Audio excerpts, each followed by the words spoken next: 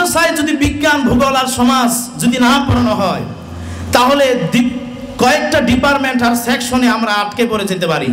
কিন্তু বিশ্ববিদ্যালয়ে যদি কোরআনকে না পড়ানো হয়, বিবর্জিত শিক্ষায়, নাস্তিক্যবাদের শিক্ষায়, যদি চিন্তায়, মগজের মধ্যে যদি ওইসবকে প্রণীত করা হয়, তাহলে আপনারা আখেরাতে কুল পাবেন না।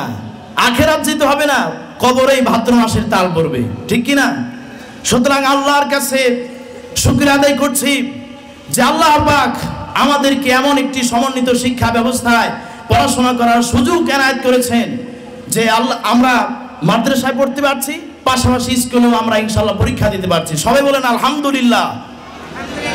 সুতরাং আজকে যদি আমরা নিজেদেরকে এই কয়েকটা গণ্ডির মধ্যে সীমাবদ্ধ করে নেই, যদি আমরা শুধু ওয়াজ নসিহত ইত্যাদির মধ্যে ব্যস্ত থাকি, সেকেলে সর্বকাহিনী, তাহলে দেখা যাবে এই সুযোগে ইত্যবসরে দেশের নারী নীতি, শ্রম নীতি, সমাজনীতি, রাষ্ট্রনীতি, সভ্যতা, সংস্কৃতি সব চলে যাবে ইসলামী বিদ্বেষীদের হাতে, ঠিক কিনা?